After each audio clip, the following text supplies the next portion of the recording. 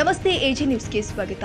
ಬೆಳಗಾವಿ ಜಿಲ್ಲೆಯ ಆಹಾರ ಸುರಕ್ಷತಾ ಮತ್ತು ಗುಣಮಟ್ಟ ಪ್ರಾಧಿಕಾರದ ಜಿಲ್ಲಾ ಅಂಕಿತ ಅಧಿಕಾರಿಗಳು ಆದ ಡಾಕ್ಟರ್ ಚೇತನ್ ಕಂಕಣವಾಡಿ ಅವರೊಂದಿಗೆ ನಮ್ಮ ನ್ಯೂಸ್ ಸಮೂಹದ ರಾಜ್ಯ ಉಪಸಂಪಾದಕ ಬಸವರಾಜ್ ಮುಕ್ತವಾಗಿ ಸಂವಾದ ನಡೆಸಿ ಆಹಾರ ಸುರಕ್ಷತೆ ಹಾಗೂ ನಕಲಿ ಕಳಪೆ ಮಟ್ಟದ ಆಹಾರ ಸಾಮಗ್ರಿಗಳ ತಯಾರಿಕೆ, ಫಾಸ್ಟ್ ಫುಡ್ಗಳಲ್ಲಿ ರಾಸಾಯನಿಕ ಬಣ್ಣಗಳ ಬಳಕೆ ಹಾಗೂ ಇತ್ತೀಚೆಗೆ ದಾಖಲಿಸಿಕೊಂಡ ಕ್ರಮಗಳ ಬಗ್ಗೆ ಪ್ರಶ್ನೆ ಕೇಳಿ ಅಭಿಪ್ರಾಯ ಪಡೆದುಕೊಂಡಿದ್ದಾರೆ. ಇವತ್ತು ನಮ್ಮ ಪತ್ರಿಕಾ ಸಮೂಹಕ್ಕೆ ಬೆಳಗಾವಿ ಜಿಲ್ಲೆಯ ಆಹಾರ ಉನ್ನತಿ ಸುರಕ್ಷತೆ ಮತ್ತು ಗುಣಮಟ್ಟದ ಪ್ರಾಧಿಕಾರ ಅಂಕಿತ ಅಧಿಕಾರಿಗಳು ಸಿಕ್ಕಿದರೆ ಇವರೇ ನಮ್ಮ ಚೇತನ್ ಕಂಕಣವಾಡಿ ಸಾಹೇಬರು, ಡಾಕ್ಟರ್ ಚೇತನ್ ಕಂಕಣವಾಡಿ ಅವರು. ವಿಶೇಷವಾಗಿ ಬೆಳಗಾವಿ ಜಿಲ್ಲೆ ಅಂತಕ್ಕಂಥದ್ದು ಸಾಕಷ್ಟು ದೊಡ್ಡ ಜಿಲ್ಲೆ, ಬೆಳೀತಾ ಇರತಕ್ಕಂಥ ಜಿಲ್ಲೆ. ಇಂತಹ ಸಂದರ್ಭದಲ್ಲಿ ಸಾಕಷ್ಟು ಒಂದು ರೀತಿ ಇಲ್ಲಿಗೆ ಸಂಬಂಧಿಸಿದಂತೆ ಯಾವ ರೀತಿ ಆಹಾರ ಸುರಕ್ಷತೆ ಮತ್ತೆ ಗುಣಮಟ್ಟ ಯಾವ ರೀತಿ ಇದೆ ಅನ್ನೋದ್ರ ಬಗ್ಗೆ ಸಮಗ್ರ ಚರ್ಚೆ ಮಾಡೋಣ. ಸರ್ ನಮಸ್ತೆ. ಬೆಳಗಾವಿ ಜಿಲ್ಲೆ ಅಂತಕ್ಕಂಥದ್ದು ಸಾಕಷ್ಟು ದೊಡ್ಡ ಜಿಲ್ಲೆ, ತುಂಬಾ ವೇಗವಾಗಿ ಬೆಳೀತಾ ಇದೆ, ಸಾಕಷ್ಟು ನಗರೀಕರಣ ಸಾಕಷ್ಟು ಇದಾಗಿದೆ. ಇಂತಹ ಸಂದರ್ಭದಲ್ಲಿ ಯಾವ ರೀತಿ ಇದೆ ಸರ್? ಆಹಾರ ಸುರಕ್ಷತೆ ಮತ್ತು ಗುಣಮಟ್ಟ ಪ್ರಾಧಿಕಾರ ಈಗ ಆಹಾರ ಸುರಕ್ಷತೆ ಮತ್ತು ಔಷಧಿ ಪ್ರಾಧಿಕಾರ ಆಗಿದ್ರಿ. ಅದರೊಳಗೆ ನಮ್ಮದು ಜಿಲ್ಲಾ ಅಂಕಿತ ಅಧಿಕಾರಿ ಅಂತ ನಾನು ಅದೀನಿ. ಪ್ರತಿಯೊಂದು ತಾಲೂಕಿಗೆ ಅವರು ತಾಲೂಕು ಫುಡ್ ಸೇಫ್ಟಿ ಆಫೀಸರ್ ಅಂತ ಇರ್ತಾರೆ. ಫುಡ್ ಸೇಫ್ಟಿ ಆಫೀಸರ್ಸು ನಮ್ಮ ಹತ್ರ 5 ಜನ ಫುಡ್ ಸೇಫ್ಟಿ ಆಫೀಸರ್ಸ್ ಅದಾರ. ಒಬ್ಬೊಬ್ರು 2 ತಾಲೂಕು ಮಾಡ್ತಾ ಇದಾರೆ. ನಮ್ಮದು 11 ತಾಲೂಕು ಅಂತ ಕನ್ಸಿಡರ್ ಮಾಡ್ತೇವೆ. ಒಂದು ಬೆಳಗಾವಿ ಮಹಾನಗರ ಪಾಲಿಕೆ ಒಂದು ತಾಲೂಕು ಟೈಪು, ಅದೇ ರೀತಿಯಿಂದ ಬೇರೆ 10 ತಾಲೂಕುಗಳು 10 ತಾಲೂಕು ಕಂಟಿನ್ಯೂ ಮಾಡ್ತೀವಿ. ಈಗ ನಮ್ಮದು ಆಹಾರ ಸುರಕ್ಷತೆ ಮತ್ತು ಗುಣಮಟ್ಟ ಪ್ರಾಧಿಕಾರ ಅಂತಂದರೆ ನಾವು ಈಗ licensing, registration, food business vendors operators ಇರ್ತಾರಲ್ರಿ, ಅವ್ರ ಲೈಸೆನ್ಸಿಂಗು ಅವ್ರದ್ದು ಇದನ್ನು ಮಾಡೋದು ನಮ್ಮ ಜವಾಬ್ದಾರಿ ಇರ್ತದೆ.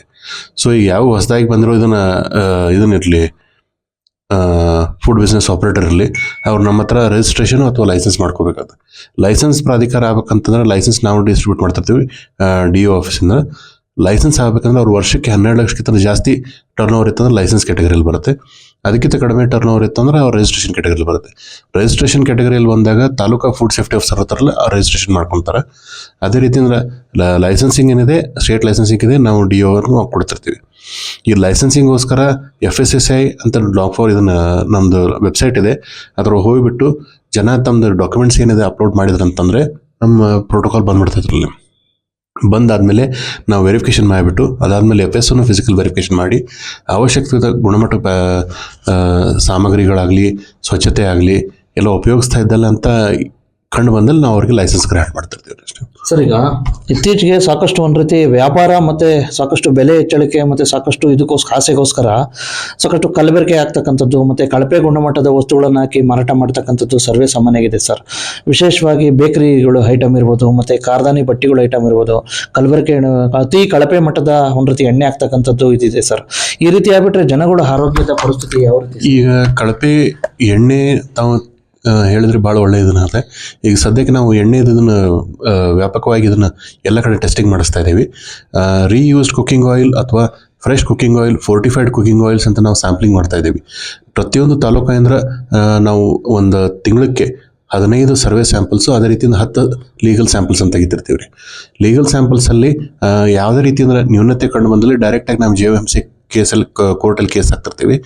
ಸರ್ವೆ ಸ್ಯಾಂಪಲ್ಸಲ್ಲಿ ಅವ್ರೇನಾದ್ರೂ ನ್ಯೂನತೆ ಕಂಡು ಬಂದಲ್ಲಿ ನಾವು ಇಮಿಡಿಯೇಟ್ಲಿ ರಿಕಾಲ್ ಮಾಡಿಸೋದಾಗಲಿ ಅಥವಾ ಲೀಗಲ್ ಸ್ಯಾಂಪಲ್ಸ್ ತೆಗೆದುಬಿಟ್ಟು ಮತ್ತೊಂದು ಸಲ ಟೆಸ್ಟಿಂಗ್ ಮಾಡಿಸೋದಾಗಲಿ ಮಾಡ್ತಿರ್ತೀವಿ. ಇವಾಗ ತಾವು ಹೇಳ್ತೀವಿ ಬಟ್ಟೆಗಳಲ್ಲಿ ಆಗಲಿ, ಇದನ್ನು ಸ್ವೀಟ್ ಮಾರ್ಟ್ಸಲ್ಲಿ ಇದನ್ನು ಕೆಲವು ನ್ಯೂನತೆ ಕಂಡು ಬರ್ತಾ ಇದ್ದಾವೆ.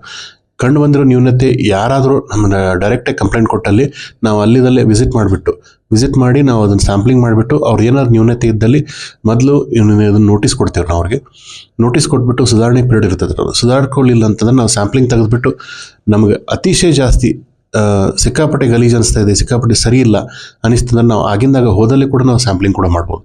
ಸ್ಯಾಂಪ್ಲಿಂಗ್ ಮಾಡಿ ಆದಮೇಲೆ ನಮ್ಮದು ಡಿವಿಷನಲ್ ಫುಡ್ ಲ್ಯಾಬೊರೇಟರಿ ಇರ್ತೈತೆ, ಅಲ್ಲಿ ನಾವು ಕಳಿಸ್ತೀವಿ. ಅವರು 1 ವಾರ ಒಳಗೆ ನಮ್ಗೆ ರಿಸಲ್ಟ್ಸ್ ಕೊಡ್ತಾರೆ. ರಿಸಲ್ಟ್ಸ್ ಕೊಟ್ಟಾದ್ಮೇಲೆ ನಾವು ಲೀಗಲ್ ಕೋರ್ಸ್ ಆಫ್ ಆಕ್ಷನ್ ಅವ್ರ ಮೇಲೆ ತೊಗೊತೀವಿ. ಈಗ ದೊಡ್ಡ ಜಿಲ್ಲೆ, ಸಾಕಷ್ಟು ಒಂದು ರೀತಿ ಈ ಅವಧಿಯಲ್ಲಿ ಏನಾದ್ರು ಕೇಸ್ಗಳು ಏನಾದ್ರು ಜಾಸ್ತಿ ಇದು ಮಾಡಿದ್ದಾರೆ ಸರ್? ಹೌದು, ಮಾಡ್ಯವ್ರು. ನಾವು ನಮ್ಮದು ಬೆಳಗಾಂ ಜಿಲ್ಲೆಯಲ್ಲಿ ನನ್ನ ಅನ್ಸ್ಮಟ್ಟಿಗೆ ಅತಿಶಯ ಜಾಸ್ತಿ ಕೇಸ್ ನಡೀತಾ ಇದೆ. ನಮ್ಮ ಹತ್ರ 58 JMFC ಕೇಸ್ ನಡೀತಾ ಇದೆ. ಅದೇ ರೀತಿ ಅಂದರೆ 18 ADC ಕೇಸಸ್ ನಡೀತಾ ಇದೆ. ಈ ವರ್ಷದಲ್ಲಿ ನಾವು ಆಲ್ಮೋಸ್ಟ್ 6 ಕೇಸಸ್ ಹಾಕಿವ್ರು ಮತ್ತೀಗ ಹೊಸದಾಗಿ, ಮತ್ತು ಒಂದು 4 ADC ಕೇಸ್ಗಳು ಬಂದಿದೆ. ಅದು ಪ್ರಕ್ರಿಯೆ ಸುಸಜ್ಜಿತವಾಗಿ ನಡಿಬೇಕಿದ್ರೆ ನಾವು ಯಾವುದೇ ರೀತಿ ಅಂದ್ರೆ ತಪ್ಪು ಮಾಡ್ಬಾರ್ದಂಗೆ ಕರೆಕ್ಟಾಗಿ ನಮ್ಮ ಕಡೆ ಡಾಕ್ಯುಮೆಂಟೇಶನ್ ಮಾಡಿಬಿಟ್ಟೆ ನಾವು ಕೇಸ್ ಹಾಕ್ತಾ ಇರ್ತೀವಿ ರೀ.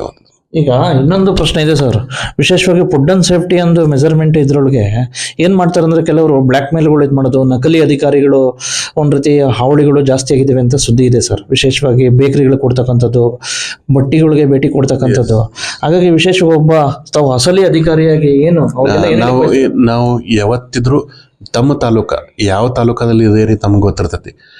ನೀವು FSSAI ನಮ್ಮ ವೆಬ್ಸೈಟ್ಗೆ ಹೋದ್ರಂತಂದ್ರೆ ಆ ತಾಲೂಕಿಗೆ ಸಂಬಂಧಪಟ್ಟಂತೆ ಯಾರು ಪ್ರಾಧಿಕಾರ ಅದಾವ, ಫುಡ್ ಸೇಫ್ಟಿ ಆಫೀಸರ್ ಆಗಲಿ, ನಾನು ಜಿಲ್ಲಾ ಮಟ್ಟದಾಗ DO ಆಗಲಿ, ಅವ್ರ ಡೈರೆಕ್ಟ್ ಫೋನ್ ನಂಬರ್ ಇರ್ತಾವೆ. ನಾವು ಯಾವುದೇ ರೀತಿ ಅಂದ್ರೆ ಬಲೆಗೆ ಬೀಳದೆ ಡೈರೆಕ್ಟಾಗಿ ನಮಗೆ ಫೋನ್ ಮಾಡಿ ಕೇಳ್ಕೊಂಡ್ರೆ ನಾವು ಅದೇ ನಮ್ಮವರು ಬಂದಿದ್ರು ಅಂತಂದರೆ, ನಮ್ಮ ಫುಡ್ ಸೇಫ್ಟಿ ಆಫೀಸರ್ಸ್ ಇನ್ಸ್ಪೆಕ್ಷನ್ಗೋಸ್ಕರ ಬಂದಿದ್ರು ಅಂದರೆ ಅದು ಅವ್ರಿಗೆ ಐಡೆಂಟಿ ಕಾರ್ಡ್ ತೋರಿಸ್ತಾರೆ. ಇಲ್ಲದೇ ಇದ್ದಲ್ಲಿ ಯಾವುದೇ ರೀತಿ ಮೋಸ ಹೋಗ್ಬಾರ್ದು, ಜನರು ಯಾವುದೇ ರೀತಿ ಅಂದ್ರೆ ತೊಂದರೆಗೀಡಾಗಬಾರ್ದು ಅಂತ ಕೇಳ್ಕೊತೀನಿ ಅಷ್ಟೇ.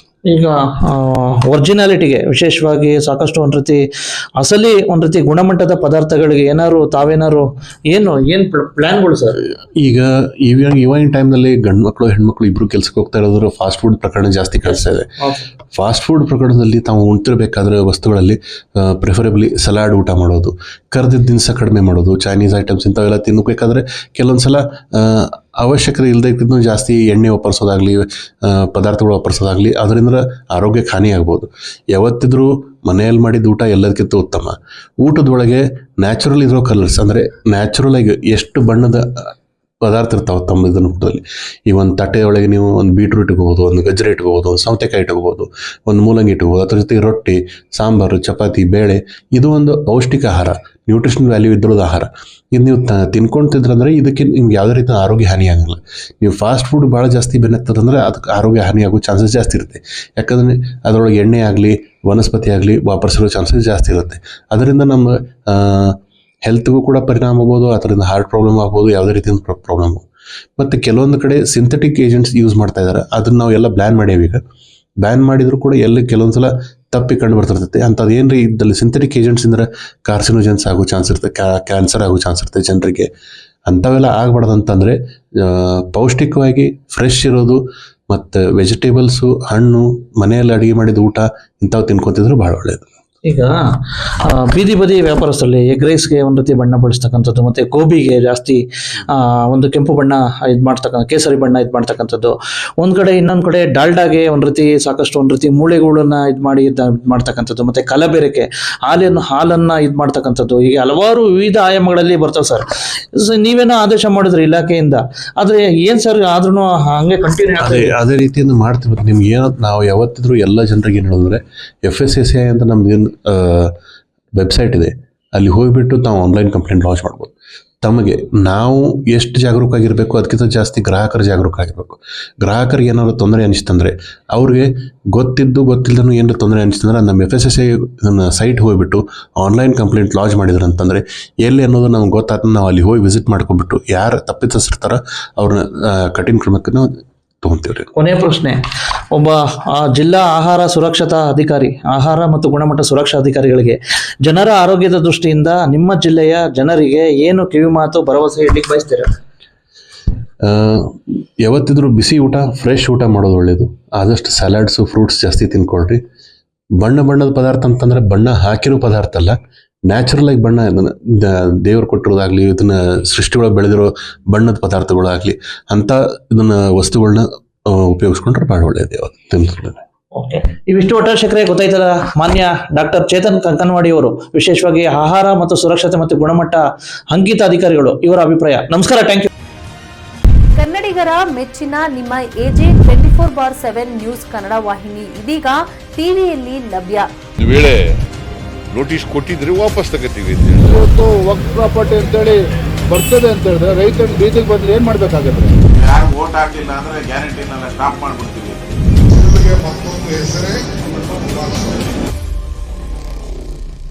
ಕರ್ನಾಟಕ ಮತ್ತು ದೇಶ ವಿದೇಶ 360 ಡಿಗ್ರಿ ಸುದ್ದಿ ಹಾಗೂ ಉತ್ತರ ಕರ್ನಾಟಕ, ಬೆಳಗಾವಿ, ಬಾಗಲಕೋಟೆ, ಧಾರವಾಡ, ಹಾವೇರಿ, ಗದಗ, ಬಿಜಾಪುರ ಜಿಲ್ಲೆಯ ಕ್ಷಣದ ವಿವರವನ್ನ ಪಡೆಯುವುದಕ್ಕೆ AJ 24/7 ನ್ಯೂಸ್ ಕನ್ನಡ ವಾಹಿನಿಯನ್ನ ಲೈಕ್ ಮಾಡಿ, ವಿಡಿಯೋಗಳನ್ನ ಶೇರ್ ಮಾಡಿ, ಕಮೆಂಟ್ ಮಾಡುವ ಮೂಲಕ ನಮ್ಮ ವಾಹಿನಿಗೆ ಸಹಕಾರ ನೀಡಿ ಮತ್ತು ಚಾನೆಲ್ ಅನ್ನ ಸಬ್ಸ್ಕ್ರೈಬ್ ಮಾಡಿ. ಧನ್ಯವಾದಗಳು.